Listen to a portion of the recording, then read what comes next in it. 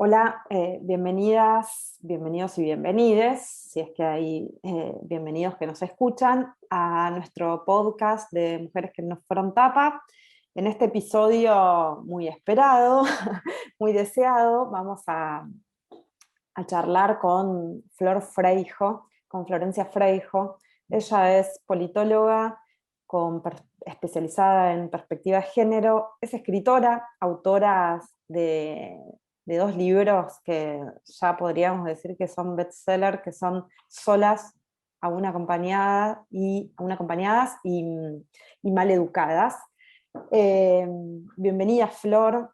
Para mí es muy importante que podamos contar con tu voz en nuestro podcast porque creo que de las cosas más importantes que por lo menos a mí me atraviesan en relación a tu trabajo es que sos una voz que quizás inclusive dentro del feminismo habla y plantea los temas que son incómodos, ¿no? Y creo que esto también tiene que ver con esto de cómo somos educadas y bueno, ya hablaremos eh, sobre esto. Y creo que vos puedas hablar de eso, que vos hables de eso, cómo hablás y cómo, digamos, desde el lugar que lo haces, es algo que nos inspira a muchas de nosotras a poder también seguir hablando de temas que son incómodos, que quizás no gustan tanto porque nos obligan a la interpelación subjetiva, a mirar nuestra propia vida, nuestras propias prácticas, lo que elegimos supuestamente, lo que no elegimos. Así que eso como un agradecimiento inicial por tu trabajo que realmente es muy inspirador, por más que muchas veces no estamos de acuerdo en temas, y eso está buenísimo también, eh, ese, ese poder saber bueno, que estás ahí hablando de lo que incomoda, creo que es muy valioso para todas nosotras. Eh, con Flor hemos compartido espacios, hemos contribuido a a la fundación de organizaciones feministas y hemos firmado papeles juntas para ello y aquí Es estamos verdad. compartiendo también, bueno, la conversación y el diálogo. Flor, yo quería arrancar Hola, preguntando, sí. saludos, saludos. No he saludado. Bienvenida. Hola. No, gracias. Bueno, muchas gracias por el saludo de inicio y por tus palabras. Y me parece que es importante esto, ¿no? De que estamos en la conversación con los acuerdos, con los desacuerdos y que eso nunca haya cortado la mirada de valía sobre la otra, que esto es algo muy del clima de época, que es anular el discurso de la otra o del otro ante el menor desacuerdo, ¿no? Entonces no se genera construcción, se genera polaridad. Esto que la gente llama la grieta, en realidad es un síntoma de la filosofía mundial, del orden de cómo se construye. Hoy hablábamos, teníamos una charla previa, ¿no? La posverdad, y pensar los temas feministas tiene que ser necesariamente repensar el mundo en su totalidad. Entonces, digo, es el modelo de consumo, es el modelo de las relaciones, es el modelo de la afectividad. Es obvio que en algún momento va a haber contradicciones o visiones que se pongan un poco más tensas, y no perder en ese sentido la mirada sobre lo valioso que es el otro. Me parece que también da un poco de esperanza a la gente del otro lado, ¿no? Sí, bueno, yo quería empezar con algunas cosas que están en tu libro que me parece que son súper valiosas, tus libros, en el sentido de estos libros que los vamos leyendo y vamos haciendo así con la cabeza, como, claro, Total. y le vas poniendo nombres a partes de tu historia, le vas entendiendo cosas que te pasaron, y creo que todos deberíamos leer estos libros y pensarnos a partir de ahí para poder comprender, ¿no? Cómo el sistema nos atraviesa, cómo muchas cosas que pensamos que nos pasaban porque nosotras, porque neuróticas, porque mi vieja, porque mi abuela, porque no sé qué, porque tienen que ver con una construcción muchísimo más amplia que eso, por todos estos ejes de poder que nos atraviesan, por esta cultura patriarcal en la que vivimos y que, bueno, esto no, si bien todas estas lógicas se escriben diferente, ¿no? Escriben diferentes historias en la vida de cada una, esas historias son muy similares y esto habla de esto, ¿no? Y bueno, en este libro, que es Maleducada, vos lo explicás con con mucha sistematicidad y con mucha claridad, y también con mucha referencia a tu vida, que eso me pareció súper valioso también. Me gustaría arrancar preguntándote, eh, ¿para qué nos educan? ¿Para qué nos educan? Bueno, creo que hay una educación basada en la necesidad de que la sociedad funcione de una determinada manera. Y en el medio hay un montón de condimentos para distraernos de esta educación inicial y creer que esa educación es natural, es así y es porque, bueno, porque es cultura, ¿no? Y en realidad la cultura la fuimos como adaptando y conformando a digamos, a los grupos de personas que podían decidir qué era cultura y qué no era cultura. Entonces, tenemos que partir de entender que ninguna educación es inocente y que todas las educaciones que recibimos parten, ¿sí?, de la necesidad de generar un funcionamiento social específico. Una vez que entendemos esto, que, digamos, yo te lo estoy resumiendo un montón, pero digo, acá hay años de gente que ha teorizado sobre los conceptos de poder, los conceptos de cultura, los conceptos de hegemonía, de contrahegemonía, digo, ¿no? Obviamente, una vez que yo te menciono esto, ahí entro a mi ámbito de acción, que es el ámbito de la educación sexual. ¿Y por qué hablo de educación sexual? Porque antes de pensar en una educación en género, tenemos que entender que hay una educación que está basada, ¿sí?, en el momento en el que nacemos, de acuerdo a tu genitalidad, se te van a asociar un montón de condiciones que vos vas a tener que desarrollar para ser una buena mujer o un buen hombre, ¿sí? Y por bueno no me refiero a esta idea de lo afectivo. Bueno, en el caso de las mujeres sí se condice, ¿no?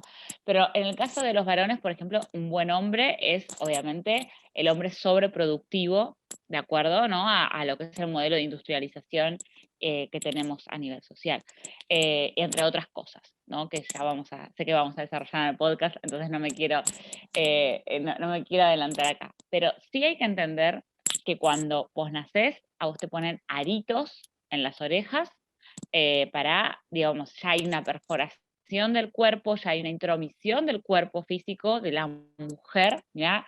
Lo inaugural que es la inocencia de ponerle aritos a una beba para que se note que es mujer, porque, digamos, la mujer tiene que irrumpir en la sociedad a través de su cuerpo físico, mostrando algo del orden de la feminidad y de la belleza y de la decoración de su cuerpo, ¿no? Las mujeres por años hemos decorado nuestro cuerpo, aunque, vos sabés bien que en mis dos libros hago, ¿no?, una historia de la belleza, la decoración del cuerpo es muy cultural de las primeras culturas, digamos, de pueblos originarios.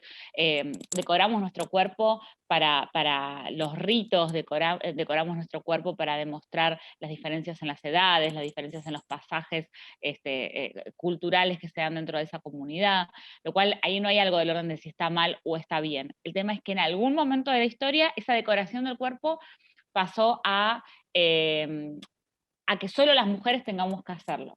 Y eso es una de las cosas por las que nos educan, ¿sí?, con muchísima fuerza desde el día número uno, que es a tener que modificar nuestro cuerpo para demostrar algo.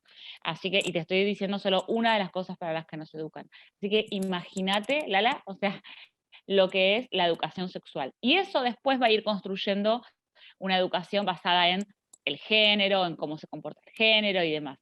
Pero hay que entender que hay una mirada inicial, ¿sí?, y que va a ser inaugural de nuestra composición psíquica y nuestro universo de las relaciones, que es esta educación.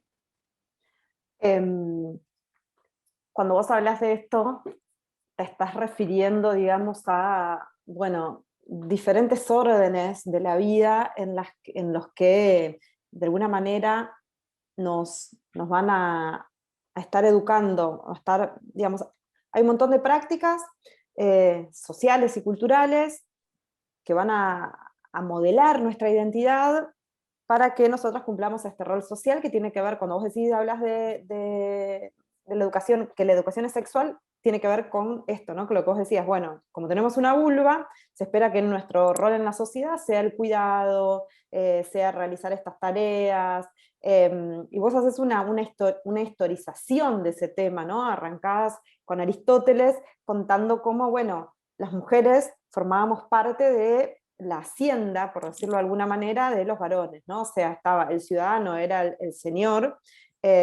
varón, padre de familia, y dentro de su propiedad, de su hacienda, de todas las cosas que este ciudadano podía disponer, estaban sus bienes, entre sus bienes sus esclavos, sus hijos y su mujer, ¿no? Y cómo, digamos, desde esos momentos fundacionales de nuestra cultura, aparece esta idea de, bueno, de que somos cosas, por un lado, y de que tenemos que cumplir este rol que es, digamos, que está jerarquizado, ¿no? ¿Cuáles fuiste vos descubriendo, o, digamos, en tu investigación y escribiendo, y también identificando en tu propia vida, seguramente al mismo tiempo, que fueron como los recursos más contemporáneos para ubicarnos en esos lugares, ¿no? Para ubicarnos en este lugar de subordinación, para ubicarnos en este lugar de la obediencia a ese rol social, ¿no? Este rol de, bueno, tener, digamos, no incomodar, no molestar, ser amables, ser buenas, elegir, digo, ¿no? Elegir una pareja heterosexual para llegar al matrimonio y tener hijos y ser buenas madres y todo esto. ¿Cuáles fuiste identificando vos que son estos dispositivos más contemporáneos a nosotras? En realidad yo creo que el primer dispositivo de disciplinamiento social en general, pero que funciona obviamente con la perspectiva de género, es el miedo, ¿no? Eh, la pregunta es, ¿el miedo a qué? O sea, ahí entran cuáles son entonces los dispositivos de género. Pero, en primer lugar, Gerda Lerner, porque digo, tu pregunta es muy sobre el origen del patriarcado, ¿no? Sobre, bueno, ¿cómo llegamos a ceder nuestro poder? Esa es la pregunta que vos me estás haciendo en este momento. Entonces, el tema es el mansplaining de recién, no, pero me refiero me estoy riendo porque decía, parafraseaba la pregunta, porque efectivamente hay una base filosófica muy fuerte cuando vos decidís hacerme esa pregunta. Eh, que creo que también es un poco lo que nos preguntamos todos los días, porque, y acá hago un parate, por lo menos yo, Lala, soy una mujer absolutamente condicionada de absolutamente todos los mandatos Idem. que hay con respecto, claro, a la educación sexual, y ahí hablo mucho de lo que se llama disonancia cognitiva. La disonancia cognitiva es eh, algo que, digamos, que es una formulación teórica sobre lo que sucede en nuestro cuerpo, en nuestro cerebro, cuando lo que pensamos es distinto de lo que decimos y de lo que sentimos.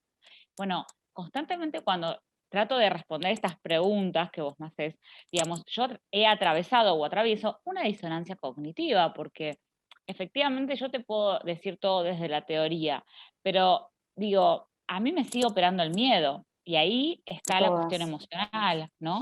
Y dentro de ese miedo, el miedo a la exclusión, el miedo a no formar parte de un grupo, digo, ahora los vamos a desandar. Dentro de esos miedos, después está, digo, yo pienso de una manera distinta, siento de una manera distinta y me comporto de una manera distinta. Me comporto errática porque mi pensamiento y mis emociones son distintas, ¿no? Lo que sé y lo que en realidad siento que debería estar en una situación de tensión, entonces mi comportamiento se vuelve errático. Y digo, la necesidad de tenernos paciencia y amor en el Sí. proceso sobre ese comportamiento errático. Entonces, para darnos cuenta, esto que vos decías, cuáles son todos estos dispositivos contemporáneos, si se quieren, de disciplinamiento, por supuesto, que hacen que accedamos a estar en un rol pasivo. Entonces, lo primero que nos tenemos que preguntar es, ¿por qué estamos en un rol pasivo? ¿Cuál fue el momento inaugural de ese rol pasivo? Y ahí Gerda Lerner dice algo que me resulta muy interesante, que es, no se sabe, no hay un punto original en donde uno va a decir, ay, bueno, acá se da la Se fundó piedra el fundacional del patriarcado. patriarcado. Claro, no. Pero efectivamente, en el universo de las relaciones sociales, em, la construcción biológica, ¿no? La conducta biológica, mejor dicho, de las mujeres de poder parir y de menstruar, ¿sí? Generó en el imaginario social una serie de, si se quiere, de automatización del pensamiento sobre qué representaban esas mujeres. Por ejemplo, las mujeres no solo dábamos la vida, sino que también dábamos la muerte. Si vos no amamantabas, si vos no cuidabas a esa cría, qué sé yo, la cría moría. Entonces, se entendió que las mujeres eran absolutamente necesarias para la subsistencia de una población que si no crecía, estaba condenada, obviamente, me sale al exterminio, pero no es la A la palabra que quiero extinción. decir, a la extinción, ahí está, gracias, era la extinción la palabra. A una población que obviamente estaba condenada a la extinción. Y en esta extinción, la supervivencia estaba dada por dos cosas, por hacer, obviamente, intercambios grupales, y ahí viene Levi-Strauss que nos dice, bueno, el intercambio de mujeres, entonces ahí se genera, ¿no? Obviamente nuestra capacidad reproductiva, esto no lo va a decir Levi-Strauss, esto lo ve años después, analizando la teoría de Levi, Gerda Lerner dice, bueno, la capacidad reproductiva de las mujeres, ahí se va a erigir, primeramente, como el recurso de supervivencia social. Porque si las mujeres no parían, no existían las sociedades. Y es muy interesante porque Aristóteles en Política, hay en un apartado, que encima es un apartado donde habla de cómo manejar los recursos para subsistencias de las sociedades, él dice, no lo dice así, ¿no? Pero gobernemos sobre la capacidad reproductiva de las mujeres, por eso en Maleducadas hay un capítulo que se llama Gobernadas, ¿no? Digo, porque digo, hablo de gobierno en el sentido de los estados, porque es lo que han hecho hasta el día de hoy. Gobernemos sobre la capacidad reproductiva de las mujeres, porque si tienen muchos hijos, ese pueblo va a estar condenado al empobrecimiento porque no va a tener recursos, pero si tienen pocos hijos, ese pueblo va a estar destinado a desaparecer o al ser conquistado porque no va a tener guerreros. Lo dice Aristóteles, digo, son dos párrafos muy chiquitos, yo ahí los cito. Entonces vos fíjate cómo los pensadores que después, obviamente, trasladaron toda su cultura a lo que fue el derecho romano y demás, que importamos, por supuesto, ya hablaban sobre la necesidad de manejar la capacidad reproductiva de las mujeres. Y para eso, obviamente, tuvo que haber un acto de dominación. Entonces, a veces dicen, bueno, no, pero el feminismo no es hombres contra mujeres, no qué sé yo, porque sí, efectivamente, culturalmente, digo, las mujeres también somos machistas, sexistas en un montón de aspectos y más. Pero hay que entender que hay un momento fundacional de dominio del hombre hacia la mujer. Y es el dominio del hombre sobre la capacidad reproductiva y sexual de las mujeres. Si borramos eso de la historia, no vamos a poder analizar nada teóricamente de ahí en adelante. Claro. ¿Por qué? Porque seguimos relativizando algo que en realidad es fundacional de los estereotipos de género que tenemos hasta el día de hoy. Entonces, por eso para mí es tan necesario seguir insistiendo sobre esta idea que me lleva muchas veces a la crítica de que hago un feminismo mujeril, un feminismo biológico, un feminismo... Yo estoy absolutamente a favor de analizar el género en disputa, digo, el género como una situación efectivamente de conflictividad hoy en las políticas y demás. Pero una cosa no invalida a la otra. Entonces, en este sentido, digo, en donde esta tensión está tan latente en la teoría feminista, bárbaro, Sí, transitemos la tensión sin invalidar un montón de voces que son necesarias, pero repensemos que hay un momento fundacional de dominio, ¿no? Y que no me hace una feminazi, como lo no, dicen, decirlo, porque si no es como, bueno, pero eso pasas un montón. Sí, pero no. pasas un montón, pero si yo te muestro cómo eso arrastró los 4.000 años de explotación que tenemos las mujeres en función de nuestra capacidad sexual y reproductiva, y digo, y que sigue sucediendo hasta el día de hoy, bueno, no sé hasta hace cuánto pasó eso. No, y digo, sigue pasando, ¿no? Porque el poder, de todas maneras, el poder en el mundo, podemos hablar de la concentración económica, podemos hablar del poder de la dueñidad de los medios de comunicación, de los medios productivos, del sistema financiero, etcétera, sigue concentrada en un pequeño grupo de hombres blancos situados territorialmente más o menos en los mismos lugares que son los que tienen el poder para construir los sentidos, o sea, para seguir reproduciendo la cultura, digamos, de la misma manera, ¿no? Esta idea de que, bueno, el rol de las mujeres no ha cambiado tanto en esos 4.000 años, si nos ponemos a pensar, digamos, son 4.000 años, es un montón de tiempo, no ha cambiado tanto lo que se nos permite, lo que no se nos permite, para lo que se nos educa, como vos decís, ¿no?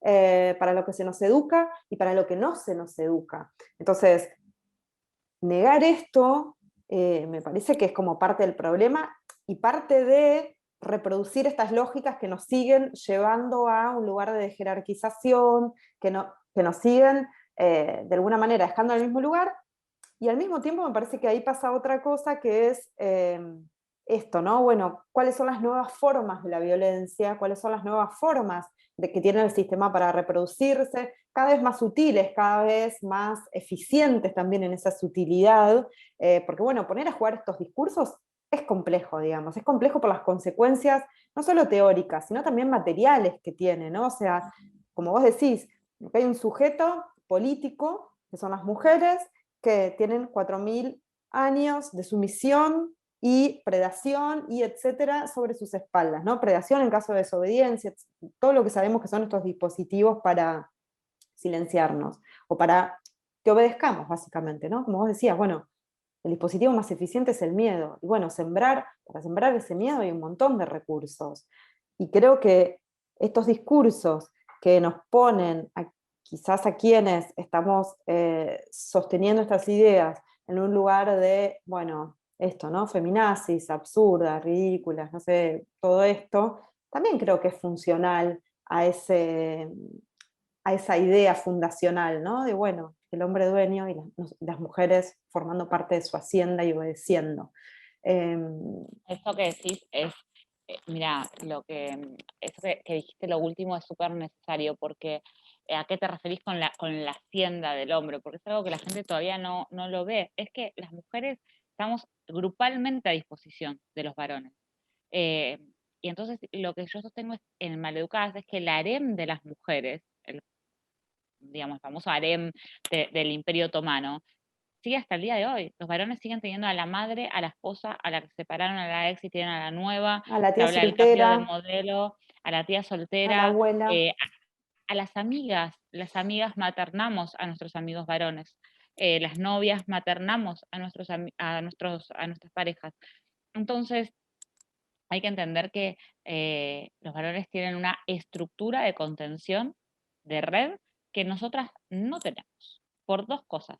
Por el descreimiento que tiene nuestra palabra, obviamente, a nivel social, y por la competencia femenina. Y porque si sos mujer y querés llegar acá, bueno, pero te encargas sola, digo, te haces cargo del costo sola. Por eso primero lo que escribí fue solas a una acompañada, porque el primer dispositivo de miedo es el dispositivo de la expulsión, del quedar solas. ¿Quedar solas de qué grupalidad? De la grupalidad familiar, porque para las mujeres el mandato de la felicidad tiene que ver con la conformación de la familia. Y hay muchas me van a decir, no, bueno, pero eso está cambiando. Sí, efectivamente está cambiando, pero está cambiando dentro de nuestro círculo endogámico de mujeres de Micro clase mundo media, tupper. micro mundo tupper, que tiene la posibilidad de este nuevo mandato de que la felicidad es viajar hasta los 40 y estar soltera. Digo, es el mandato Sex on the City, ¿no? Parece que hay que, ¿no? Entonces se nos van vendiendo los mandatos y en el medio somos personas que, obviamente, ambiguas ¿viste? Ningún mandato cerrado. Pero bueno, ya vamos a llegar a eso. Nosotras dos, claro, nos recolgamos hablando porque nos encanta el tema, ¿viste? Claro, a mí me fascina. Podríamos hablar sin ningún tipo de pregunta y estructura, podríamos filosofar, tío, 2 horas completas, pero bueno, nada, te quiero dar lugar a las preguntas, No. si no me voy de tema. Y en esto que vos decís del miedo, ¿no? Saliéndome un poco de las preguntas, que está presente en todos los ámbitos, ¿no? En esto de, bueno, ¿cómo se disciplina el cuerpo de las mujeres? Bueno, el disciplinamiento del cuerpo a través del mandato de belleza también tiene que ver con el miedo a no ser elegida, ¿no? O sea, el gran el gran, digamos, el gran premio que se nos ofrece, digamos, la gran carnada del viaje de la feminidad, siempre es la felicidad, ¿no? O sea, ser queridas, ser elegidas y ser felices. Ser felices tiene que ver con ser queridas y ser elegidas, en definitiva, ¿no? Bueno, ¿qué tenemos que hacer para eso? ¿Qué es esto de lo que vos hablás, ¿no? Bueno, ¿qué tenemos que ser para ser elegidas? Bueno, vos hablás de esto, de también ser un poco tontas, también no pensar mucho, ¿no? También eh, que nuestros cuerpos estén sexualizados, también que estemos disponibles sexualmente, ¿no? ¿Cómo te parece que funciona eso? Sí, bueno, lo que acabas de decir de la infantilización de la imagen de la mujer es muy fuerte, pues se dan muchos órdenes, o sea, en el orden físico, en el sentido de que hay que llegar a la carrera de la juventud, pero también se da en el orden de la intelectualidad, porque si nos mostramos más infantiles, nos mostramos menos peligrosas. Ingenuas, ¿no? La ingenuidad. Claro, porque exacto, una mujer que se demuestra perspicaz, entendida y obviamente capacitada sobre, por ejemplo, algún tema profesional puntual y demás, es una mujer, digamos, que entra en la competencia de quienes siempre estuvieron históricamente en esos lugares, de los varones. Entonces es tildada o de varonera o de mujer fálica, o de resentida, o de, digo, siempre va a haber mecanismos para deshabilitar ese rol que tiene esa mujer de poder. Em, te escuchaba y me salieron, digamos, se me dispararon muchas situaciones, ¿no? Muchos pensamientos sobre esto. Pero volviendo al cuerpo físico, eh, el cuerpo físico de la mujer va a ser, cuando decimos, bueno, el cuerpo es el territorio de batalla, efectivamente es el territorio de Sí, batalla, porque nos va a generar una obsesión tan grande que nos va a distraer muchísimo de esos roles de poder. Esto no lo digo yo, lo hice en el mito de la belleza, Naomi en Wolf.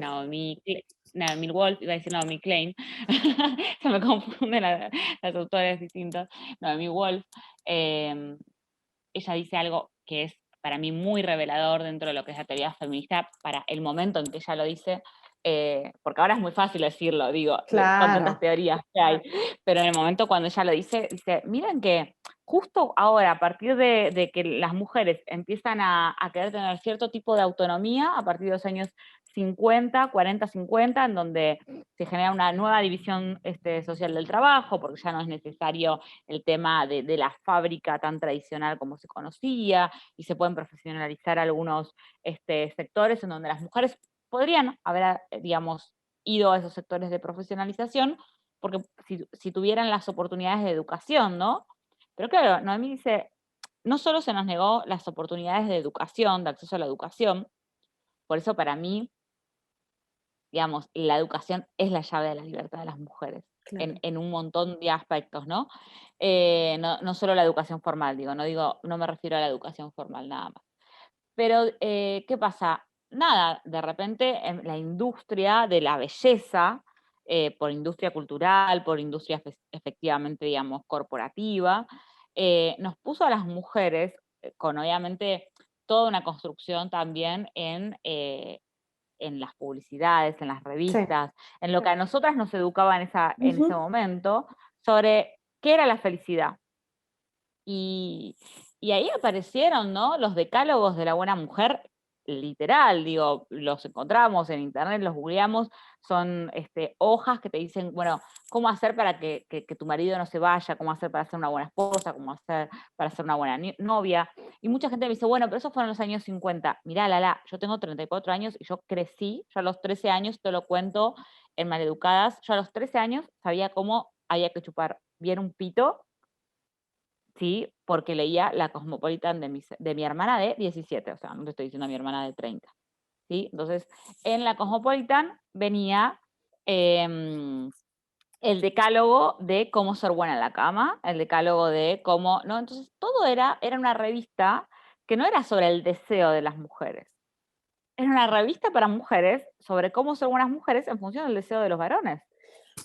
Y eso por suerte fue cambiando, va cambiando de a poco, pero lo sigo viendo un montón en las revistas, un Sí, no solo en las montón. revistas, hoy lo podemos ver en el porno, ¿no?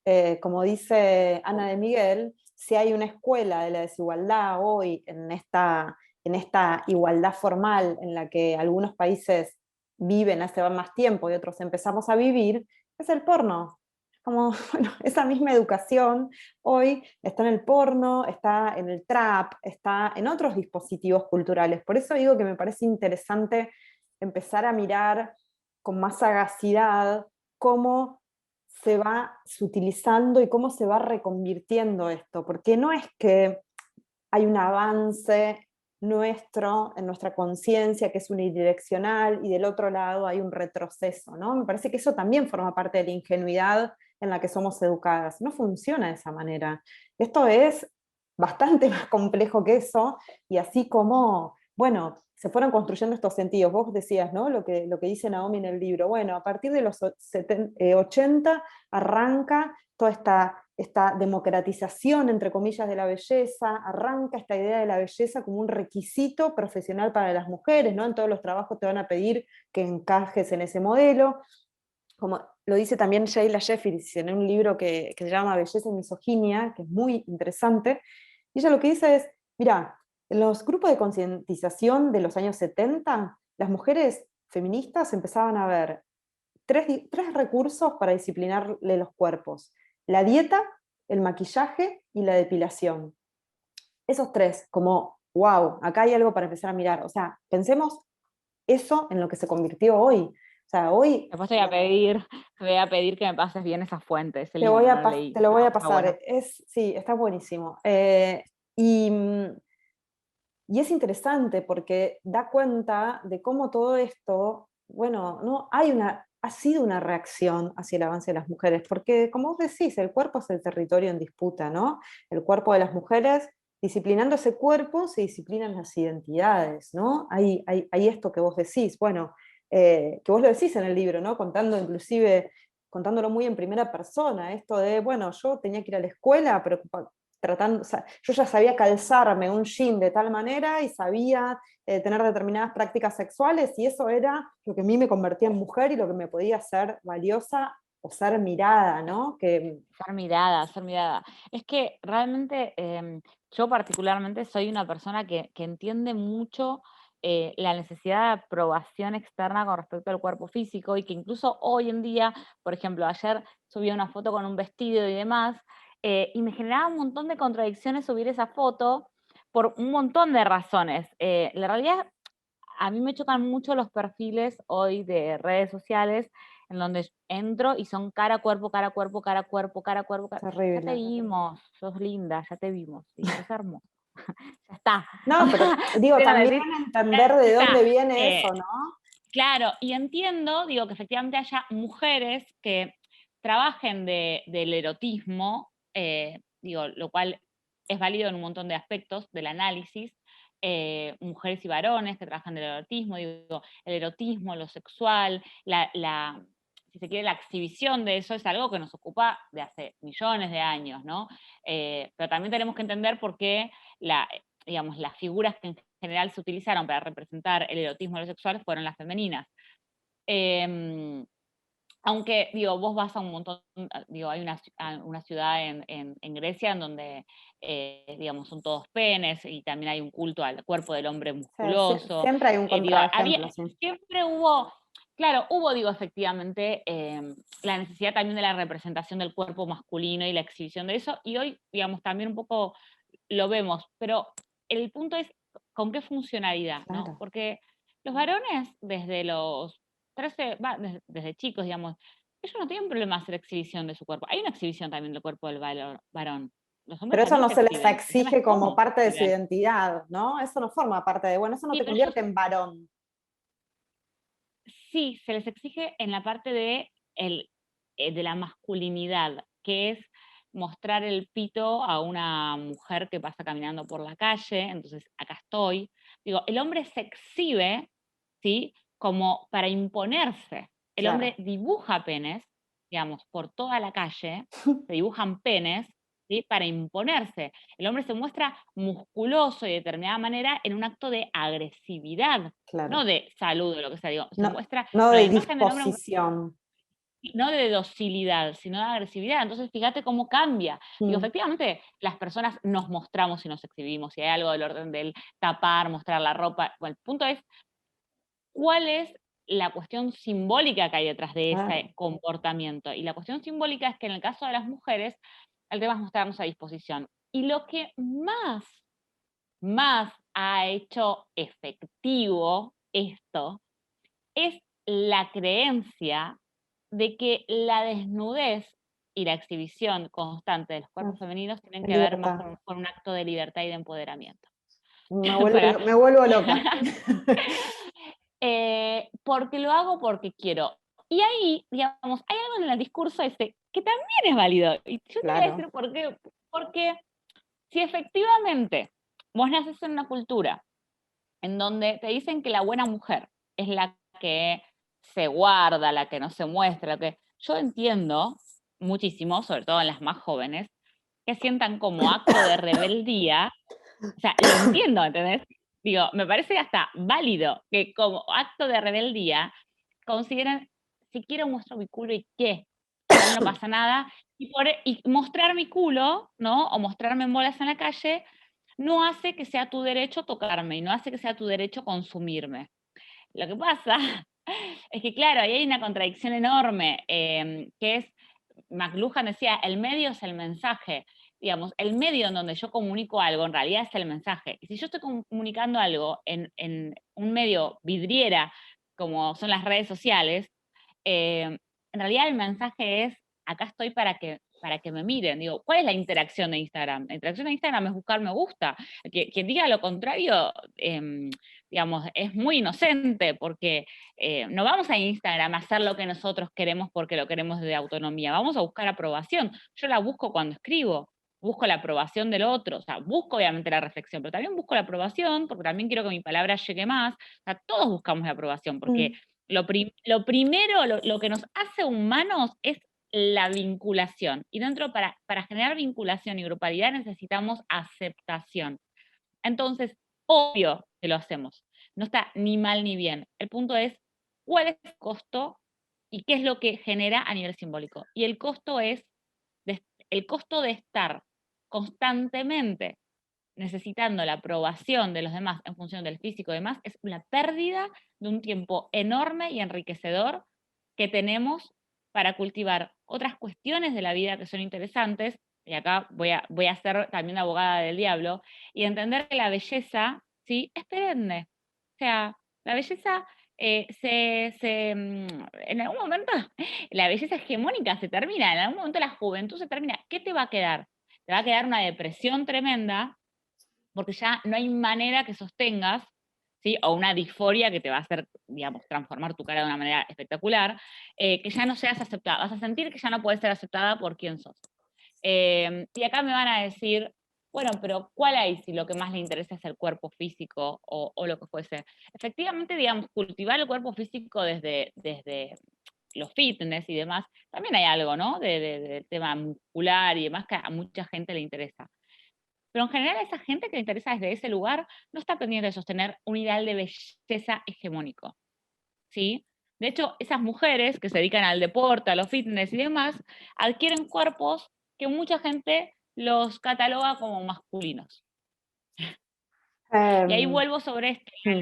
que es que cada vez que hacemos algo en función de de nuestro verdadero deseo y poder personal, se nos lleva al ámbito de la masculinidad, siempre. Sí, me parece algo que me parece también interesante en esto que vos decías de las buenas mujeres, de por qué poner, por ejemplo, yo sobre esto, pienso que inclusive ya hoy, eh, creo que digamos, desnudarnos en las redes sociales nos convierte en buenas mujeres.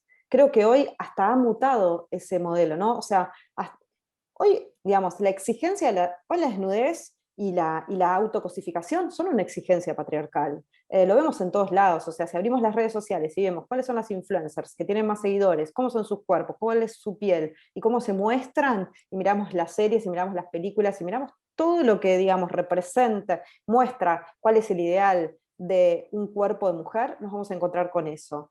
Entonces, esas son las buenas mujeres hoy, las que están dispuestas a mostrarse disponibles, a exhibir sus cuerpos, a Que sexualizarse, sonríen, que sonríen que además, ¿no? sonríen. Que sonríen, que están dispuestas. Entonces, a mí me cuesta mucho ver un gesto de rebeldía en esa autosexualización, en esa autocosificación y exposición de los cuerpos. Igual, digo, y en esto me parece interesante lo que vos decís, no hay por qué ser rebelde, o sea, podemos elegir no ser rebeldes, podemos elegir ser obedientas, podemos elegir, digo, porque si no también hay una subestimación de todas, ¿no? No podemos pensar que todas somos boludas y que en realidad estamos pensando que elegimos cuando no elegimos. Yo creo que también es interesante pensar que sí elegimos y que sí podemos elegir la subordinación por miedo, por ejemplo, como vos decís, bueno, o sea, hay para quienes, como dice Lagarde, en esto de cómo se construye la autoestima, ¿no? En ese librito que tiene tan lindo, eh, que habla de esto de, bueno, a nosotras se nos enseña, somos educadas para basar nuestra autoestima, como vos decías recién, en esta, digamos, en esto de ser elegidas, ¿no? En esto de ser miradas, ser queridas, en el like, en todas estas cosas, ¿no? Esto que viene de afuera, este reconocimiento que viene de afuera. Claro, eso nos convierte, nos mete dentro de una jaula, porque es como, bueno, tenemos que ser el mono que esté haciendo las cosas que los otros esperan que hagamos, ¿no? Y si no, el miedo de no ser queridas y de no ser reconocidas. Entonces, creo que tampoco podemos pensar que siempre que una mujer se cosifica o se muestra desnuda o esto, ¿no? Todas estas cosas, lo hace porque no sabe que eso es sumisión o que es obediencia al patriarcado. También ahí hay una elección. Eso me parece que también Lo que está bueno pensarlo. sí, en realidad, a mí me pasa lo siguiente, me pasa que a veces cuando creemos que estamos eligiendo, en general lo que hay es falta de información, hay mucha falta de información. Hay muchas mujeres Acuerdo. que cuando tienen cierto tipo de información, cambian efectivamente su subjetividad. Y me parece que uno de los casos tipo más paradigmáticos fue el que pasó con Mia Khalifa, esta actriz porno, que bueno, en realidad ya no es actriz porno, es Ujú. activista. Ahí estuve mal, porque ya que no la definían más así, que efectivamente había hecho un par de videos, que no sabía bien de qué, bla, bla, bla, que también sentía el tema de que mostrar su cuerpo, ella es musulmana, entonces ella sentía, digo, ella sentía efectivamente que después de tanta represión a su Claro, cuerpo, mostrar su cuerpo y hacer una porno tenía que ver con un acto de libertad tremendo. ¿Por qué? Porque a las mujeres musulmanas se les vende también que la libertad es esta libertad occidental de mostrar el cuerpo. Entonces, ella con 18, 19 años que tenía en ese momento, obviamente que entendió que eso tenía que ver con la libertad. Lo mismo que hoy en día eh, todo lo que sucede a través de OnlyFans. La otra vez una chica me escribía y me claro. dice, bueno, Flor, pero me dice, me estás poniendo en un lugar, me estás subestimando, como que yo estoy eligiendo un lugar de explotación, cuando en realidad yo gracias a eso me pago mis estudios, y vos estás diciendo que mostrarse en OnlyFans es como, viste, no sé, estar al servicio de... Entonces lo que yo le decía, a mí me pasan dos cosas, que acá creo que alguna vez en estos puntos nosotras no hemos estado de acuerdo en algunos posteos. A mí me pasa que realmente yo entiendo que vean algo del orden de la independencia y de la rebeldía. Realmente creo que lo creen, Sí, sí. ¿sí? Em, y en ese sentido, a mí me pasa que no me sale juzgar, o sea, no me sale pensar que mira lo que está haciendo, está reforzando y es la culpable de... ¿Por qué? Porque la primera educación, o sea, la primera segmentación social que hubo de las mujeres fue las mujeres que eran esposas, las mujeres que eran concubinas, las que eran prostitutas, y entre las que eran prostitutas estaban las VIP, que eran las musas, y las prostitutas públicas. No tengo, o sea, no hay ninguna diferencia con la división social que hay hoy. ¿Entendés? Digo, la primera división de las mujeres en la época imperial es la misma división que sigue hasta el día de hoy. Entonces, es obvio que bajo esa estructura, si de repente esas mujeres, no sé, no leyeron a Naomi Wolf, no están dentro de los estudios, digo, porque decirse feminista, digo, es muy sencillo. eso no las hace menos feministas tampoco en el sentido de querer reivindicar sus derechos. Yo digo, ¿qué es el feminismo? Es reivindicar que las mujeres tengan los mismos derechos, tener una situación, lo digo rápido porque es general la respuesta rápida. Bueno, obvio, en general no vamos a estar muy en desacuerdo con eso, ¿o no? Pero el tema es mucho más profundo. Y es entender un montón de mecanismos de coerción que entenderlos nos hace poner en un lugar de mucho desgaste mental, de mucha carga mental y de mucha autocrítica. Y yo lo pongo ahí en el libro, a mí lo que más me costó, ¿sabes lo que me costó asumir mi gordofobia? Si yo era una feminista fatal y espectacular, ¿entendés? A mí me costó un montón. Y es tremendo que hasta que yo no subí unos kilos, no entendí la gordofobia. O sea, es mucho Claro. peor porque lo entendí Cuando te recién, pasó. después de que lo sufrí, ¿entendés? Ahí está lo de la disonancia cognitiva. Recién de que sentí afectivamente lo que tenía que ver con la gordofobia, ¿entendés? Yo modificaba mis fotos, Lala. O sea, yo me ponía una foto, estoy hablando del año 2016, tengo unas fotos de un coso, yo estaba flaquísima y veía mi brazo gordo, ¿entendés? Y ahí veo esas fotos y digo, no puedo creer que yo modifiqué estas fotos y estaba flaquísima, ¿entendés? Y lo que es más, bueno, la otra vez puse unas fotos de esas, unas fotos antiguas, y todo el mundo me criticó de que yo me había hecho Photoshop. Las fotos eran fotos de estudio, efectivamente son las fotos, tienen los filtros y todo, pero yo no me había hecho Photoshop, yo estaba más flaca. Y fue durísimo, además, que todo el mundo comente que me había hecho Photoshop porque ahí estaba más flaca y en realidad era una foto antigua, donde tenía efectivamente 10 kilos de más. Entonces, digo, viste cuando decís, bueno, cuando lo vivís y te pasa, creo que a veces ahí te entra desde la emoción, que fue lo que le pasó a Mia Khalifa, vuelvo sobre el tema. Cuando Mia se dio cuenta que lejos de ser libre por hacer una porno o mostrarse así, se había metido en un quilombo en donde había un montón de hombres de la industria porno que reproducían su video en donde ella no ganaba un mango, ella había ganado muy poco y que encima eso le había cortado un montón de cuestiones de su subjetividad. Claro. Cuando se dio cuenta de las consecuencias de eso, ahí lo pudo ver, porque lo sintió, hubo algo del orden de la emoción. Y creo que eso es lo... Hoy veía una actriz que está filmando todo su... actriz, modelo, que está filmando todo su transcurso de lo que fue su parto y tuvo un hijo hace poco y bla, bla, bla. Mm. Y realmente yo la veía en la sesión de fotos y se la veía incómoda. O sea, no tengo cómo saber si realmente estaba así. Estaba con un bebé recién nacido, con 20 personas alrededor y ella sosteniendo todo eso que forma parte de su vida. Yo no sé si tiene los recursos, o sea, uno va a decir, ay, está reproduciendo el modelo de que se puede estar bárbara después de parir y mirá lo que está mostrando y está mostrando este modelo como éxito. Sí, yo entiendo que es una cagada, pero yo no creo que ella sea la culpable, No, porque claro, no creo que tenga los recursos para verlo. por eso Entonces, a mí siempre sí, me creo que, cuesta mucho, perdón, o sea, hablar de esto apuntándola a ella, o mostrándola a través de ella, que eso es algo que yo hice durante mucho tiempo. Me cuesta mucho. En algún momento entendí, y lamentablemente lo entendí por mí misma, que a veces hacemos cosas que reproducen modelos de mierda y realmente no tenemos en ese momento los recursos cognitivos ni afectivos para darnos cuenta del daño que podemos estar haciendo. sí, sí, ahí creo que la dificultad es,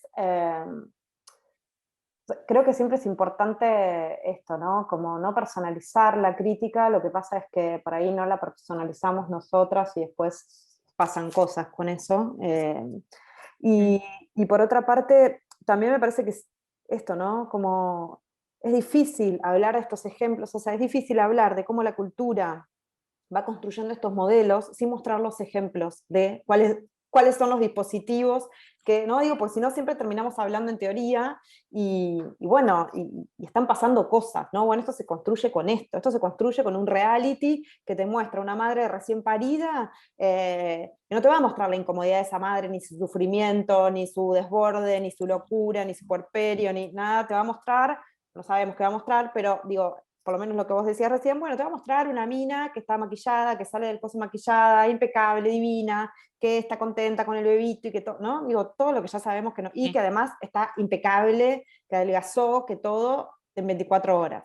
Y bueno, ¿no? Esto. Tremendo, Digo, es tremendo. volviendo a esta idea de, bueno, ¿para qué se nos educa, no? Y bueno, se nos Claro, ¿y educa cómo lo para eso. problematizo si no lo pongo ¿Cómo? al desnudo? Te súper entiendo. O sea, es una tensión constante que hay que transitar. Exacto. Como es la misma tensión Este, esta que vos decís de, bueno, entender que, bueno, no sé, por lo menos para nosotras es, no sé, cumplir algunas reglas, ¿no? Decir, bueno, no vamos a hablar puntualmente de fulana, ni vamos a usar fotos de su perfil, ni nada por el estilo. Hablamos de lo que los medios hacen con lo que estas mujeres hacen, que nos parece que es una forma de generar una distancia, por lo menos, ¿no? Y poder y, hablar de más lo meta, digamos, ¿no? Del metamensaje, de cómo se va construyendo ese mensaje, utilizar a veces, encontramos la posibilidad de usar varios ejemplos, entonces no es fulana, no es que es la cultura que nos... sí, igual te reentiendo sobre la dificultad, porque a mí me pasaba el otro día, y acá sí voy a citar, ¿no? Jimena Barón es una persona que está Bueno, muy golpeada a nivel social, o sea, que todo el tiempo, digamos, está como la han agarrado de punto por su posicionamiento feminista, digo, y hay que tener mucho valor en su momento para haberse posicionado, digamos, a favor del aborto legal, porque a veces nos dicen, bueno, pero es como no era como el feminismo hegemónico. No deja de ser cerrado en el sentido de que en los medios de comunicación a nadie le gustan las feministas, a nadie. O sea, digo, tienen que estar todo el tiempo negociando para poder seguir en los medios, y las actrices feministas que realmente digamos, se calzaron con todo el feminismo, no las han sacado de espacios. y Y mirá lo esto que pasa con obviamente Erika que Rivas. con Erika Rivas, bueno, y otras cosas que uno se va enterando. Yo particularmente, digamos, tengo mucha relación con mucho del medio artístico, entonces me entero cada cosa que vos decís y no la puedes decir, entonces es tremendo. Pero sin ir más lejos, yo grabé un piloto para un programa hace 2 años, y el productor, reconocido además, reconocido, me dijo, bueno, todo bien con el feminismo, pero venite pechugona, que acá hay que grabar el piloto. O sea, me lo dijo adelante, además, en ese momento Claro, lo no, grabamos, no. estaba Bueno, Mariana es para eso, Carvajal. ¿no? Digo, La eh, impunidad y la forma, la sabemos impunidad que de decir eso. Y claro, y yo en ese momento tenía dos opciones: cagarme de risa como si fuera un chiste, o responderle con cara de orto y perder mi lugar, ¿entendés? Y vos decís, bueno, así, ¿quiénes son las que ganan? Las que siempre sonríen, porque nadie termina, ¿no? Como enojada. Bueno, en ese momento, ¿qué fue lo que pasó? Las luchas nunca son individuales. En ese momento yo estaba con Mariana Carvajal. Entonces, ambas pudimos decirle que era un desubicado, claro. ¿entendés? Entonces, claro, y estábamos, lo habíamos grabado también con Ernestina Pais y demás. Espero que esto no se haga muy viral lo que estoy contando. Entonces Ernestina también, digo, nos cagamos de risa entre nosotras diciéndole a él que era básicamente un pelotudo, un machirulo. Porque ahí esto demuestra lo importante de la red de mujeres y lo importante de que una sola No, nunca puede ir a la carga con toda la no. lucha del patriarcado, porque te vas a quedar expulsada. Ahí están los dispositivos, ¿viste? Y cómo funcionan. Porque a veces no los vemos, pensamos que son cosas mucho más espectaculares, y son este tipo de cosas. Ahora bien, vuelvo sobre lo de Jimena Barón. De repente yo veía en una publicación que ella hacía un montón de chicas famosas, que yo sé que tienen trastornos alimenticios. Algunas lo contaron, otras no. Una justo después lo contó el otro día en un programa de televisión, que había tenido trastornos alimenticios. Y sin embargo, esas chicas que sufrieron eso y que pasaron por eso, estaban ahí comentando esa foto, diciendo, quiero esa panza, hoy no No, como, qué tremendo. buena esa panza sin grasa. La foto es una foto, yo la tengo ahí, todavía estoy pensando cómo escribir y publicar sobre eso. Es una foto donde vemos a esta persona, esta mujer, digamos, es la panza completamente hundida, o sea, a nivel que están las costillas, y mucho más atrás está como el abdomen metido todo para adentro, o sea, es bastante impresionante. Esa foto en otro contexto hablaría de otra cosa, puede ser una foto que hable sobre el hambre, puede ser una foto que hable sobre un montón de otras cosas, y que ahí está mostrada como un cuerpo bello, ¿no? Un poco ese es el contexto. Digo, para ponerlo en contexto para quienes no vieron y no saben de qué estamos hablando, de qué estás hablando en relación a esta foto. La otra vez me escribió una chica, me dice, Flor, necesito que hables de los cuerpos delgados. Yo no quiero un cuerpo delgado, y peso 43 kilos. Me dice, sufro toda la vida me contaba de trastornos alimenticios, necesito que alguna vez dejemos de hablar de los cuerpos gordos para hablar de los cuerpos delgados. Entonces yo le digo, ¿sabes lo que pasa? Le digo, es exactamente lo mismo. Claro. Le digo, porque en realidad lo que estamos hablando es de los cuerpos que importan y de los que no. No estamos hablando de los cuerpos delgados versus los cuerpos gordos. Entonces, bueno, se dio una charla muy linda, ¿no? Sobre, encima era muy loco porque ella tenía como me sale el nickname, eso era tampoco mi edad, era el user. Tenía un cosito, un emoticón de papas fritas del McDonald's, ¿no? Digo, la obsesión, el tema de la comida, de la alimentación. Vos sabés que yo lo hablo mucho ahí en Maleducadas, ¿no? Yo vengo siguiendo el trabajo de nenas de 7, 8 años, que son youtubers, millonarias, que tienen, que sus videos que ven otras nenas es sobre cómo les queda la ropa y si la ropa las estiliza o no. Tienen 8 años. Sí. Entonces, efectivamente, a veces yo digo, bueno, yo quiero hablar de esta foto y quiero hablar de estas cosas que le pusieron, pero por el otro lado, entiendo que claramente dentro de la subjetividad de Jimena Barón debe haber algo que no la está pasando bien, ¿entendés? Que no la está pasando bien. No la está pasando bien para publicar esa foto, no la está pasando bien porque la bardean todo el tiempo, todos los días, una vez por semana es trending topic, no la está pasando bien. Y lo que ella hace no es distinto de un montón de otras mujeres que probablemente no tengan el abdomen tan flaco, pero que igual están tratando de llegar a eso y que tratan de exponerlo y demás. Entonces, me doy unos pasos para atrás, pero por el otro lado, ese posteo educó. Y ahí voy sobre la educación que absorbemos por osmosis cultural. Entonces, si no genero Exacto. el mensaje contrahegemónico, si no genero Exacto. la contraeducación, no genero el cambio. Es Esa muy es la difícil tensión. el laburo que hacemos. Esa es la tensión constante porque es esto, bueno, ¿no? A mí yo quería escribir sobre esto en relación a eso que es, yo muchas veces dije, no hay que hablar sobre, digamos, no hay que hablar sobre los cuerpos, o esto se va a terminar cuando el cuerpo no sea un tema, ¿no? Cuando nuestros cuerpos no sean el tema, cuando no estén en el centro de la escena, etc.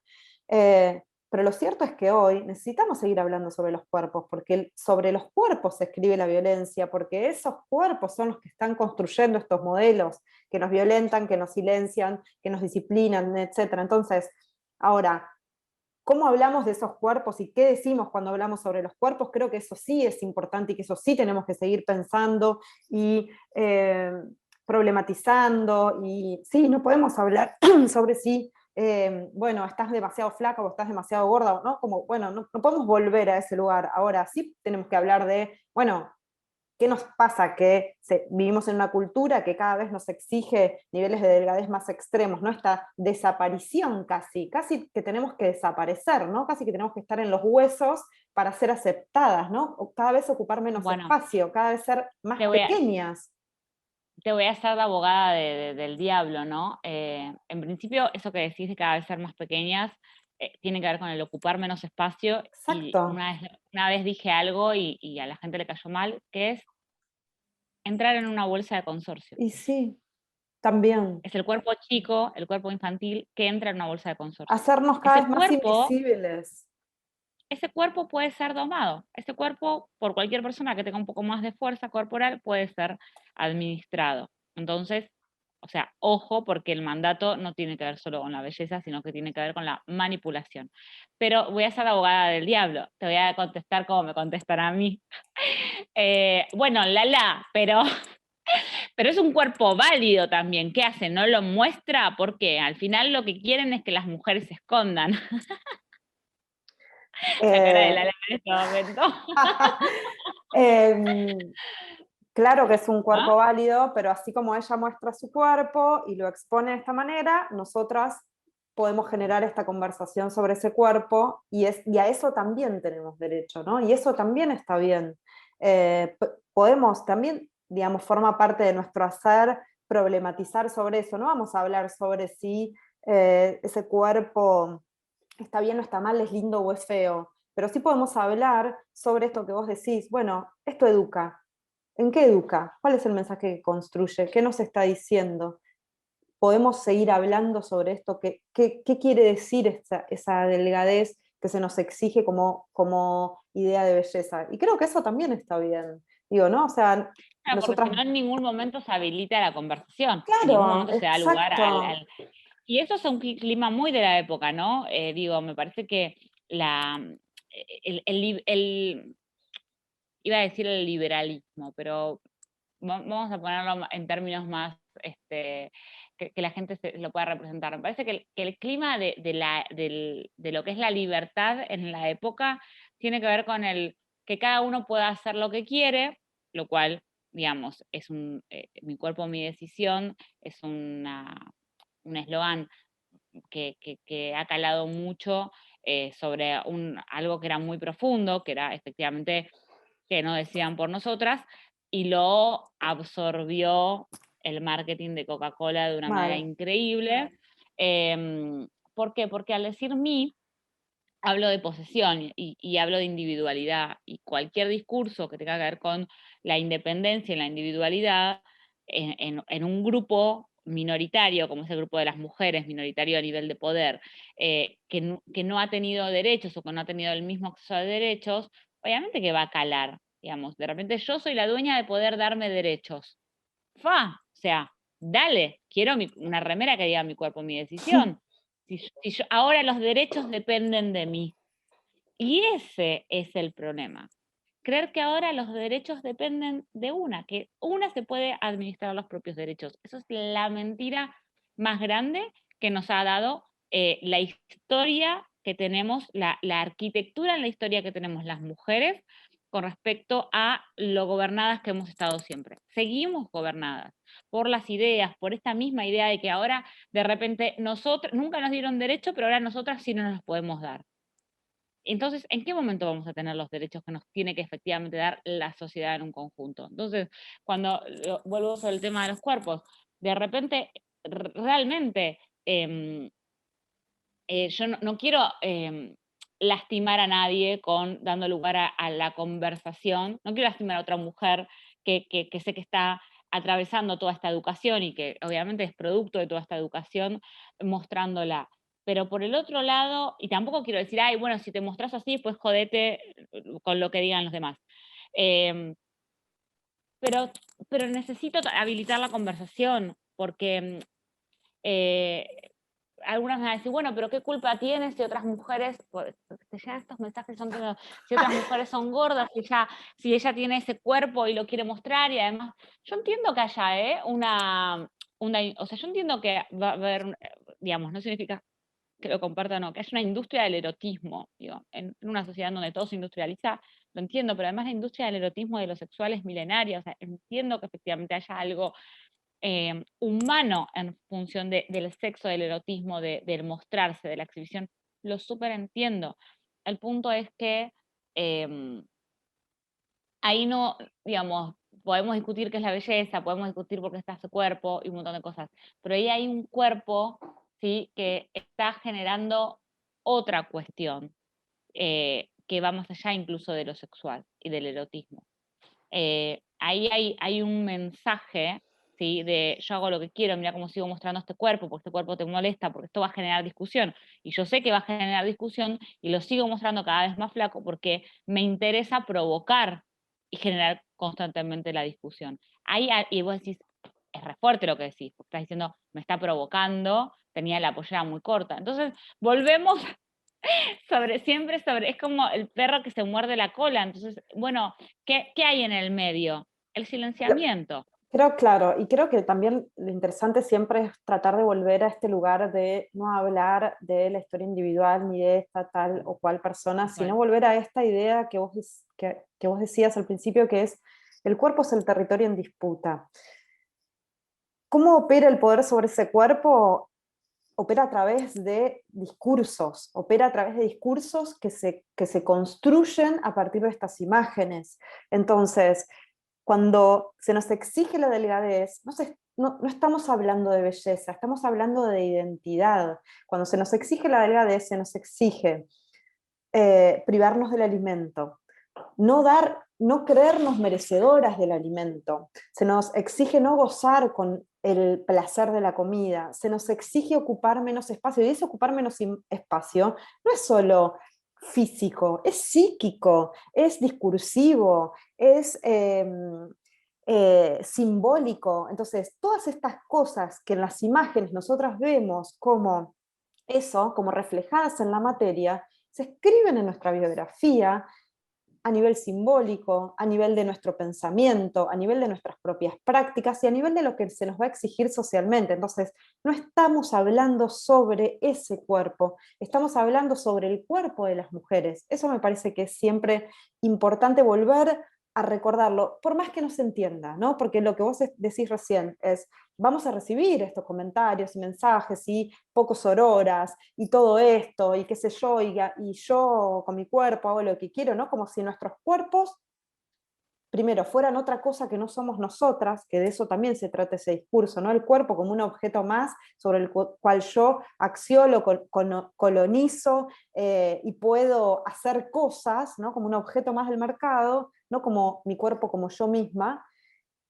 Y por otra parte, como si además estuviéramos afuera de la cultura, como si no nos atravesara el poder, como si tuviéramos la libertad de decidir sobre ese cuerpo por fuera de todos estos mandatos, por fuera de todas estas lógicas de poder, por fuera de todos estos discursos, ¿no? Bueno, es tiempo de que nos demos cuenta de que eso no es así. Y esto que vos decís me parece repotente, ese concepto como esta idea de que, bueno, ahora la libertad me la doy yo, ¿no? Como también volviendo a una especie de ingenuidad política en la que todo el tiempo somos sumidas por esta educación, ¿no? O sea, todo bien, sí, claro, mi cuerpo, mi decisión, yo quisiera que fuera así. Ahora, ¿eso es así hoy, en este contexto, en este mundo? ¿Yo puedo salir en culo a la calle y por supuesto que tengo derecho a que no me acoses, a que no me violes, ni a que nada de esto? Ahora, ¿eso va a suceder porque yo crea que tengo el derecho a hacerlo? No, no va a suceder. Entonces también me parece que hay que ser cuidadosas con estas ideas, en el sentido de, bueno, el autocuidado y salir de la ingenuidad y ser sagaces, ¿no? Que creo que es importante porque estamos hablando de cuestiones que tienen consecuencias eh, en nuestra vida, ¿no? En el sentido de que podemos perderla, de hecho, inclusive, ¿no? Todo el tiempo estamos en peligro. Vos sabés que en Maleducadas yo cito el libro del mito de la talla 38, que es, no, perdón, la dictadura de la talla 38, que es de una filósofa marroquí. Ella cuenta que se va a Estados Unidos y estaba como muy optimista con poder comprarse ropa por fuera de la burka que usaba siempre. En realidad no usaba burka, usaba shilaba, creo que se dice así. Perdón si me estoy confundiendo los conceptos. La burka es la que te cubre toda y la cara. Entonces ella estaba como muy esperanzada y cuando llega a la tienda de ropa en Estados Unidos, encima en Estados Unidos en general Hay tienen más ropa más una grande, amplia, sí. sí, una amplitud de talles interesante, cuenta que no encontraba talles para ella y que además tipo la vendedora como que la mira como diciendo, te equivocaste de tienda, ¿no? Claro. Entonces ella dice, donde pensé que iba a sentir mi cuerpo libre, en realidad no pasó, y ella dice que ahí hace ese clic, ese insight, donde dice, esté vestida como esté vestida, o sea, con una burka o con una malla, digo, efectivamente hay una dictadura de los talles, esto es increíble, yo hace un tiempo me compré una marca de ropa, un talle, y me dice, chicas, sos un 3, digo, no, es imposible porque yo soy un 1, me dice, no, lo que pasa es que yo trabajo con 8 talles, yo me quedé tipo, 8 talles. Yo no sabía que existía la 8 Claro. talles. No tenía la información de que los cuerpos podían tener 8 talles. No, y ¿Entendés? O sea, me parece mirá interesante esto de la burka. la dictadura, digo, la dictadura, realmente es una Claro, dictadura. y esto de que el cuerpo es el territorio, entonces en cada cultura puede ser diferente, y puede ser que en esta cultura de Oriente, digamos, la disputa sea que estén tapadas las mujeres, y acá va a ser que estén en pelotas, pero siempre va a haber alguien que va a decidir sobre tu cuerpo y sobre cómo te tenés que vestir, y si no, anda a cualquier local de ropa de la República Argentina y decime si encontrás un short que no te deje la mitad del culo al aire, o si encontrás una malla que no te deje el culo al aire, no digo esto, o sea, o para encontrar, bueno, tenés que hacer tu investigación. Entonces, el cuerpo es el territorio y en cada lugar puede ser que se exijan cosas diferentes y acá se exige esto, como en otros lados se exige, ¿no? Acá nos exigen la desnudez, como en otros lados pueden exigir a las mujeres estar cubiertas, pero el punto es que esa libertad de mi cuerpo, mi decisión, bueno, claramente está en disputa incipientemente, creo yo, no sé cómo vos lo ves, pero yo creo que está en Sí, no, no, no, disputa coincido. incipientemente. Y coincido en esto de que eh, en realidad el punto es gobernar el cuerpo de las mujeres, no importa a través de qué cultura. O Y no sea, importa a través de qué si es dispositivo. mostrarlo, si es taparlo, si es... Claro, no importa, el tema es que constantemente estemos obsesionadas con cómo tiene que ser, cómo tenemos que poner ese cuerpo a nivel social. Si lo tenemos que mostrar cubierto, si lo tenemos que mostrar tapado, si lo tenemos que mostrar flaco, si lo el cómo, ¿no? Nada, eso, me parece que esa diferencia cultural, ¿viste? Cuando te dicen, bueno, pero es diferente, el relativismo cultural, lejos de ser distinto, de lejos de haber un relativismo, en realidad hay un absolutismo, que es eso lo que vos decías, el cuerpo como territorio de dominación. Eh, yo me acordaba la otra vez, Mary Beard, que es una historiadora que a mí me encanta, mostraba en una ciudad de Roma, ¿no? Las conquistas de cada una de, cuando Roma empieza a hacerse imperio, de cada una de las ciudades, se mostraban, en realidad se imprimían, o sea, mirá lo que es la necesidad de imágenes visuales para contar la historia, a través de esculturas. Obviamente no teníamos libros que circulaban y se imprimían a mansalva. Entonces, ¿qué se hacían? Se hacían esculturas de el jefe de esa expedición, ¿sí? Se lo hacía así como fuerte, obviamente, y con el traje de guerra, y a sus pies siempre están pisando la cabeza de una mujer. Esa cabeza de una mujer que están pisando representa esa provincia conquistada o ese pueblo conquistado, y la mujer en general además rodeada de serpientes, que es el mal.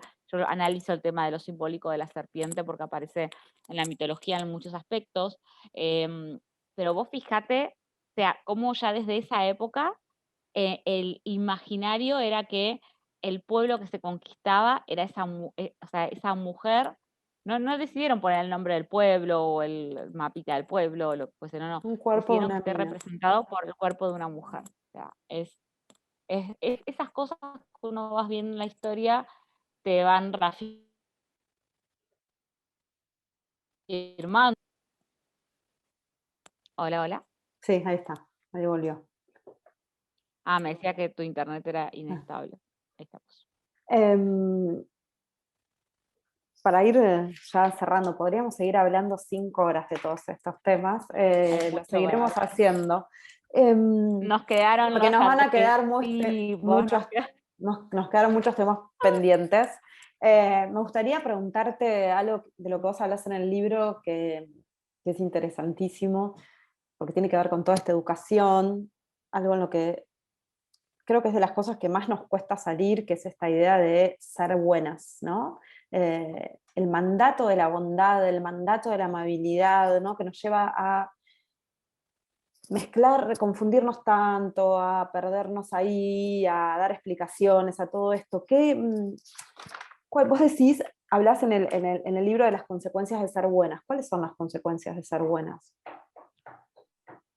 Sí, en realidad, para mí están las consecuencias de ser malas, que tiene que ver con rebelarse. Lo que yo sostengo es que históricamente eh, la mujer fue caracterizada como una mujer inicialmente mala, ¿sí? Vos analizás todos los mitos, digo, y ahí los pongo yo, ¿no? Las vaginas dentadas, los mitos, el mito de Pandora, el mito de Lilith, que fue mucho antes que Eva. em, Digo, está bien, tenemos a la Virgen María, pero tenemos a María Magdalena. Digo, fíjate que todo lo que tiene que ver con la maldad de las mujeres tiene que ver con algunos ejes. El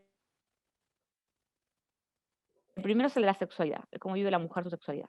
Que si María Magdalena estaba con Cristo, que si Lilith que se reveló porque Adán quería tener sexo con ella de determinada manera y Lilith no quería. Entonces Lilith, ¿qué hizo? Se fue a coger a la orilla de una playa con un montón de demonios.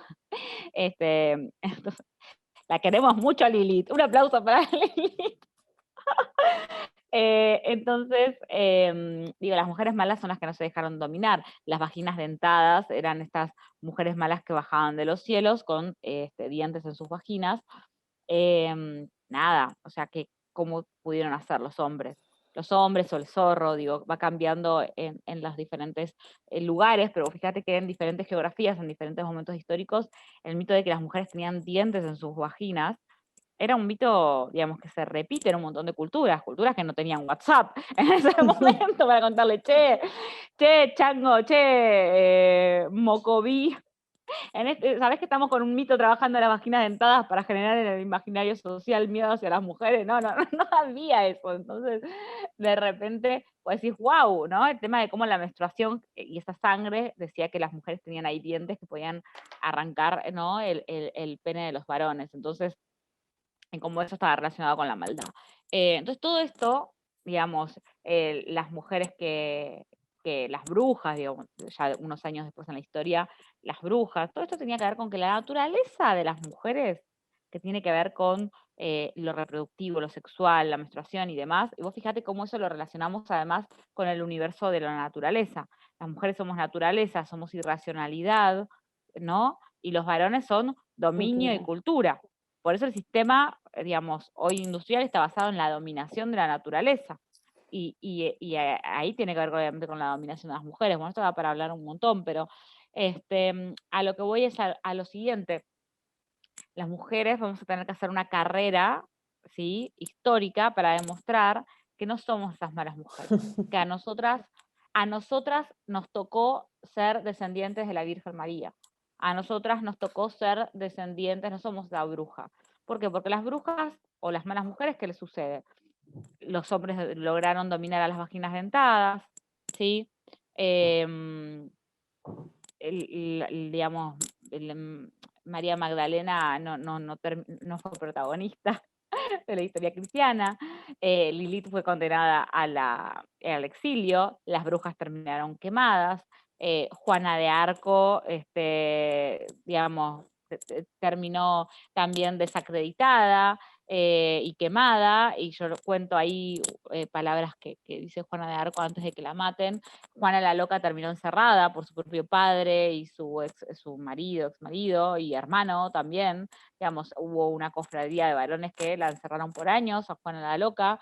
Isabel I, vos leés sobre Isabel la Católica, la mamá de Juana la Loca, y te dicen que era celosa y que su gobernación tuvo problemas porque ella era una mujer celosa, cuando, digamos, la gobernación de Isabel Castilla fue espectacular. No digo de buena, porque gracias a Isabel Castilla vinieron las misiones de los conquistadores a América, ¿no? Pero, digo, espectacular en el sentido de la empresa que la mina lideró para haber generado la cantidad de virreinatos que se generaron después y demás, ¿no? Digo, ella inició esos procesos de expedición. Entonces, fíjate que todas las mujeres que tuvieron importancia, que lograron algo de poder, fueron catalogadas como las malas. Todas las mujeres que lograron tener poder de decisión o de liderazgo fueron catalogadas como las malas. Entonces, ¿qué vamos a tener que hacer las mujeres? Está Vamos a tener que buenas. mostrarnos infantiles, sonrientes, dóciles, porque en realidad nosotras no queremos liderar una empresa, nosotras lo que queremos es ser elegidas y que ese hombre que idealizamos y nos gusta nos elija por encima de toda la competencia de otras mujeres. Ese es el pensamiento, por eso competimos entre nosotras.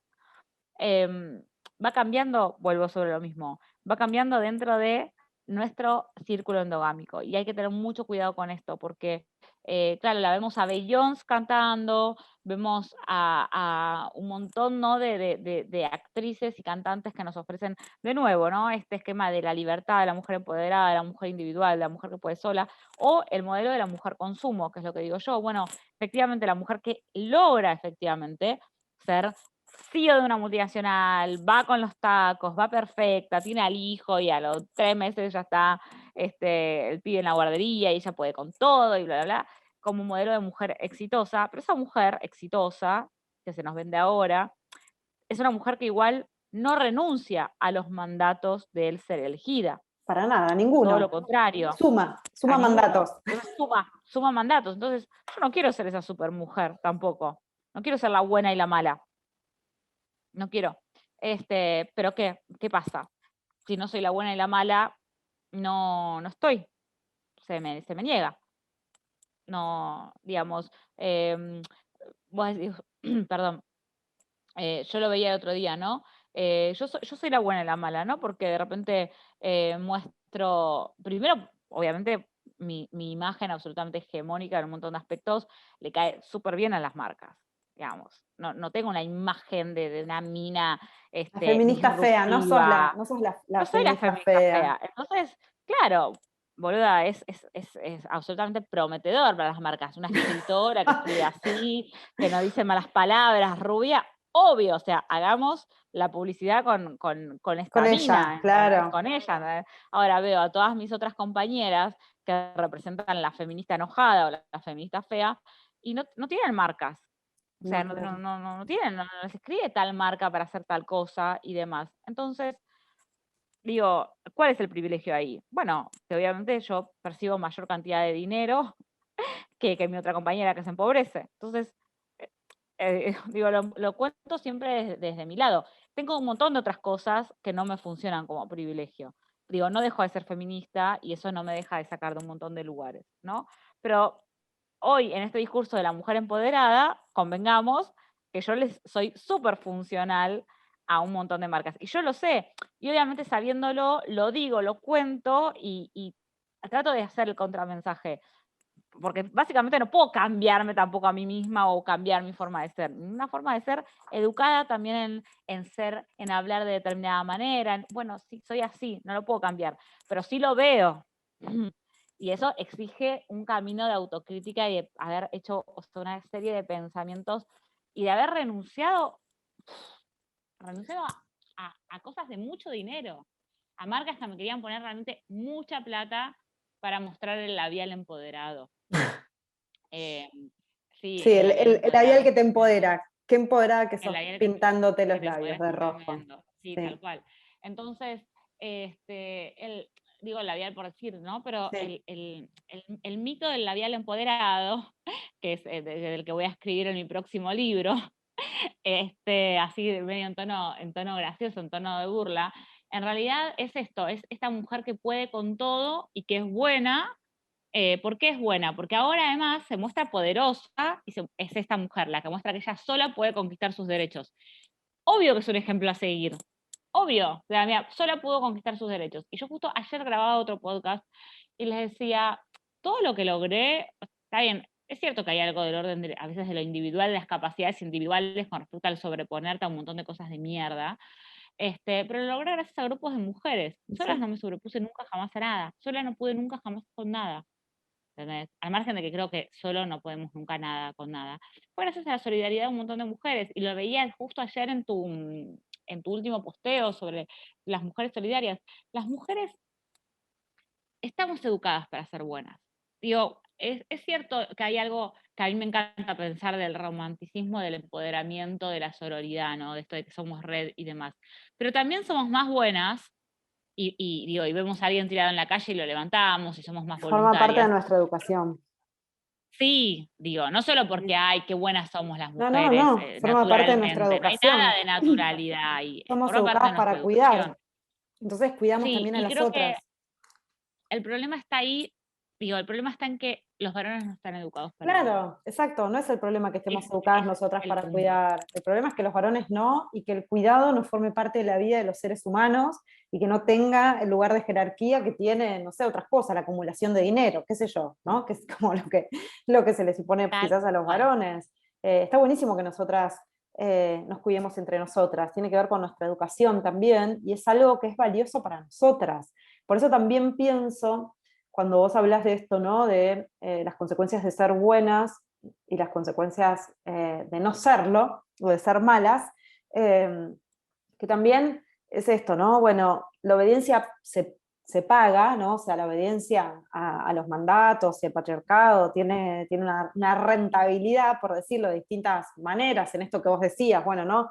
Ser reconocidas, formar parte del grupo, no ser segregadas, todo esto, ¿no? Que sabemos cómo funciona, las que hemos sido obedientes. Yo, como decías vos, ¿no? Yo soy una encajadora serial, o sea, tengo que estar siempre muy atenta a todos estos discursos porque siento que todo el tiempo me pueden estar capturando, ¿no? O sea, los mandatos y los nuevos mandatos y todo esto es como, bueno, tengo que estar súper atenta a cómo esto se configura socialmente, a cómo bajan estas ideas también, ¿no? Que como vos decís, bueno, hay un montón de recursos a través de los cuales se nos vuelve al mismo lugar, también este lugar de que vos podés sola, de que vos sola lo vas a lograr, de que vos lo que te imagines lo vas a crear, no sé, millones de discursos que nos vuelven a poner en el mismo lugar, pero digo que también, bueno, también somos desobedientes, ¿no? O sea, no solo, digo, en esto de ser malas y de ser buenas, hay un lugar que vamos habitando con nuestras tensiones y contradicciones, ¿no? Como dice Lagarde, somos mujeres sincréticas también, educadas, y nuestras madres educadas, y nuestras abuelas educadas en una determinada cultura, nosotras con una pata ahí y otra pata en un lugar, en un territorio que todavía está movedizo, ¿no? Que todavía tampoco sabemos cuál es ese territorio y lo estamos construyendo, y ese sincretismo nos tensiona todo el tiempo. ¿No? Esto que vos decís, bueno, estamos ahí existiendo sincréticamente, en tensión todo el tiempo, repensando lo que pensamos, tratando de estar atentas. Es un momento, digo, no sé, quizás todos los momentos han sido así, ¿no? Este es el que nos toca a nosotras, que me parece que en esto de ser desobedientas o maleducadas, como decís vos, bueno, hay algo interesante y potente ahí que es en construcción, ¿no? En construcción individual y colectiva. No sé cómo vos lo venías pensando. Sí, no, tal cual lo que vos decís. Yo hoy te dije, a mí me parece que el rebelarse nunca, el costo, perdón, el costo de rebelarse a nivel individual es muy alto. Entonces necesitamos esto que vos decís, generar como un pensamiento colectivo de esa rebeldía, ¿sí? Está bien, a mí me encantan todas las cosas que a veces me mandan las marcas, esto y el otro, está perfecto y lo voy a publicitar. Pero yo después de publicitarlo voy a decir, esto no lo necesitan para consumir, esto no les va a generar esto, ¿sí? O sea, digo, está bien, yo lo meto el mensaje, pero meto el mensaje también colectivo y esa es mi cuota de rebeldía. ¿Es la rebeldía que más me gustaría hacer? No. No, y ahí es donde establezco que no lo establezco yo, digamos, en realidad lo habla Inés Herkovich cuando habla de los procesos de negociación subjetiva que hacemos las mujeres para no ser violadas. Ujú. Entonces, yo amplío un poco más el concepto y digo, hay procesos de negociación subjetivas que tenemos las mujeres para sobrevivir socialmente al todo, no solo Sí. al no ser violadas. Y esos procesos de negociación que son muy desgastantes y que sumo al concepto de carga mental, que es la carga de tareas, cuidados, pensamientos, todo lo que tenemos diariamente, ese proceso de negociación lo tenemos además súper como metido, ¿no? En el cuerpo y en la constante. Y terminamos nosotras sintiéndonos jodidas, contrariadas, mal, porque cuando uno negocia, elige algo y pierde otra cosa. Y constantemente estamos acostumbradas a perder. Para ganar algo, constantemente estamos acostumbradas a perder algo que además tiene mucho valor para nosotras, que es nuestra ética, que es nuestra moral. O sea, muchas veces tenemos que estar lidiando con nuestra ética, con nuestra moral, que es lo que creemos correcto, ¿no? Y terminamos sonriéndole al productor que nos dice, venite con las tetas así, sabiendo que no lo pudiste frenar. En mi caso sí, conté que estábamos con otras compañeras, pero digo, una mujer que está sola, que por ahí cree en todo esto que estamos hablando, y en ese momento no lo pudo frenar. ¿Sabes qué? Me escriben después, años después, que se siguen sintiendo culpables Sí. por haber accedido, que el jefe las Mm. invita a cenar y no haber dicho nada, o por haber accedido. La culpa. Las mujeres seguimos cargando la culpa del hecho de ser mujeres, en una sociedad que nos dice que ser mujer está mal. Por eso tenemos tanto que demostrar que somos buenas.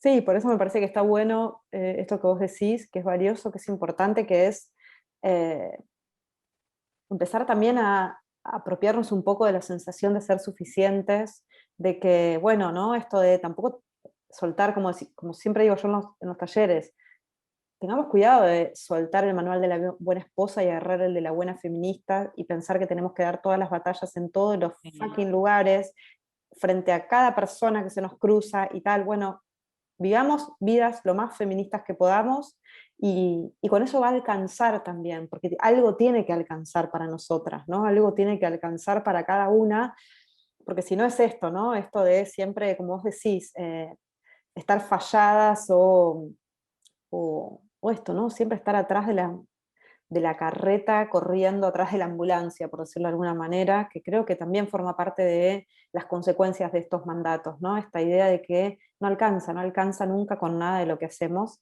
y bueno, necesitamos empezar a trabajar ahí también. Me encantó, Sí, la Flor. plata que me hubiera ahorrado, sí, o sea, la plata que me hubiera ahorrado en terapia si te hubiera escuchado antes decir esto de que algo tiene que alcanzar para nosotras. Me quedo con eso de todo lo que hablamos. Me parece que es algo tiene que alcanzar para nosotras. Es Tiene que como si siempre alcanzar. estuviéramos como en un vaso que no tiene fondo, ¿viste? Que hay Sí, que llenar continuamente, pero el vaso no no, tiene fondo y se escurre todo no. el tiempo ese agua. Sí, Em, algo tiene que alcanzar para nosotras, para las que estamos en estos lugares y para las que intentamos estar en estos lugares. Sí, definitivamente. bueno, muchas gracias. Volveremos a hablar sobre todos estos temas porque nos quedaron el 70% de los temas que habíamos pensado afuera, así que, y ya se hizo Sí, larguísimo, así que es nada, te larguísimo. súper agradezco todo el tiempo que te tomaste para tener esta conversación, todo tu trabajo Para y mí todas un las placer, un conversaciones. placer. No, no, Lala, aposta un placer. Me encanta más charlar con vos, es súper enriquecedor. Sos, además de absolutamente capaz, muy empática. Entonces, esa combinación es muy linda cuando se cruzan estos espacios. Me encantaría que volvamos a charlar, olvídate, tenés mi tiempo, y me encantaría también, nada, que hagamos algo en redes, o no sé, que nos hagan preguntas y poder ir respondiéndolas. Eh, y todo, la verdad que creo que acá hay un buen equipo. Bueno, Flor, te mando un abrazo gigante. 1000 millones de gracias. Un besito, Lala, Gracias. cuídate mucho. Gracias.